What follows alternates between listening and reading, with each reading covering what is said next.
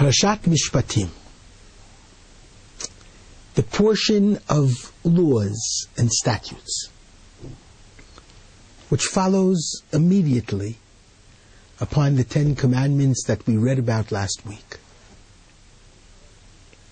What's very fascinating here is that the great revelation at Sinai, that all of the Jews, the Israelites, 600,000 strong, and perhaps only 600,000 males, and that means 2 to 3 million strong, including the women and the children,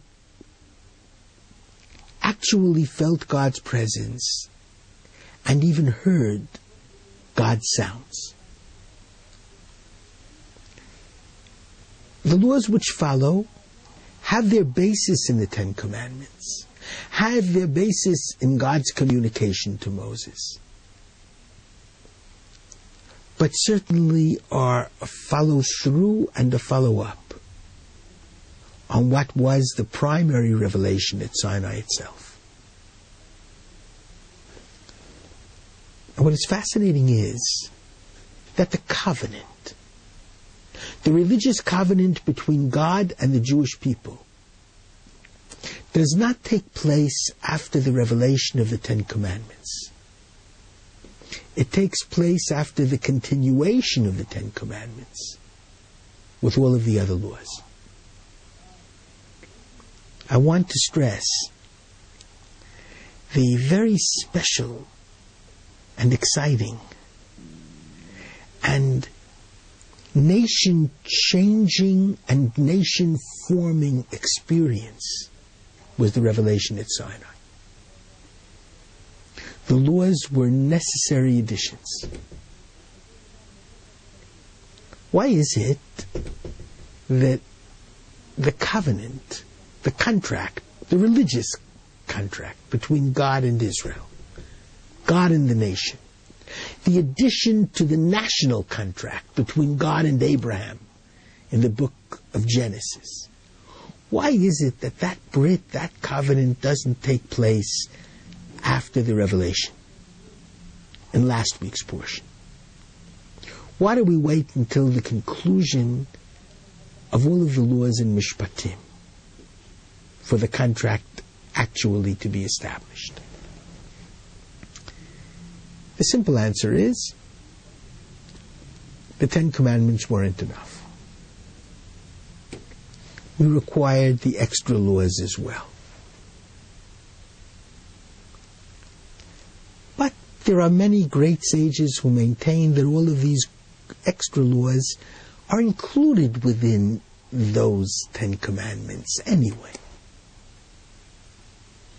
And I would argue that if you want the essence and quintessence of what Judaism is all about, there's no substitute for the 10 Commandments. And if we're talking about laws, the laws abound and continue to be given by God to Moses until the end of the book of Deuteronomy. So I still want to understand, why do we wait for the covenant until the end of this week's reading of Mishpatim, of laws?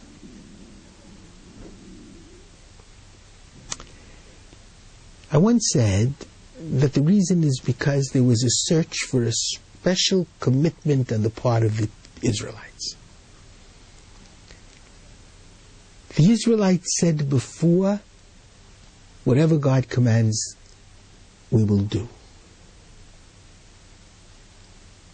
But there was one word that hadn't taken place yet, one commitment. Not only na'aseh, we will do, but nishma. Which, when I discussed this last, I interpreted to mean we will internalize. I want to suggest an added and perhaps different interpretation. Nishma means to hear. And if we pay careful attention to chapter 24 of the book of Exodus, where the contract is really made, The Brit is established. Verse 3, Moses came and told the nation all of the words of the Lord and all of the laws. And the entire nation responded as one. And they said, all of these words which the Lord God has spoken, na'aseh, we will do. Moses wrote them down. And then, verse 5.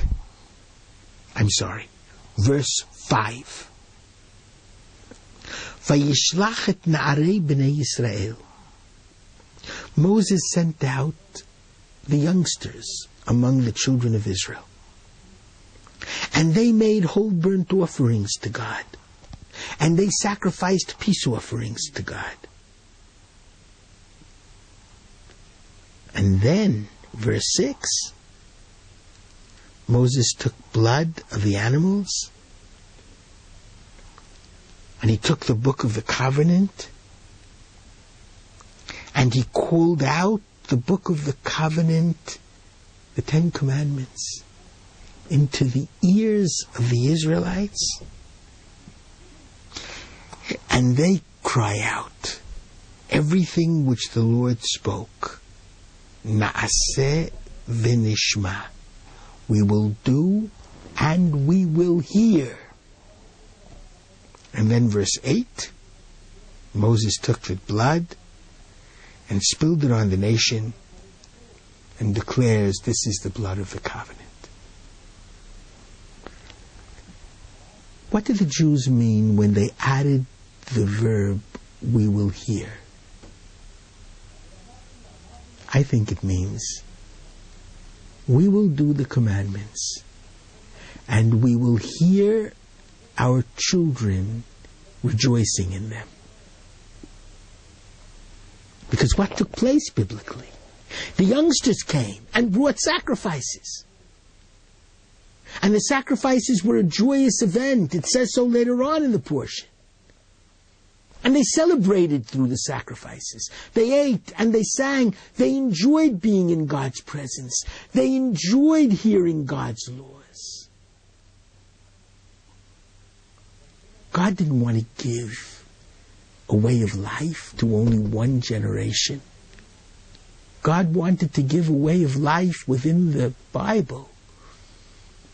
The laws and values by which we must live to all generations.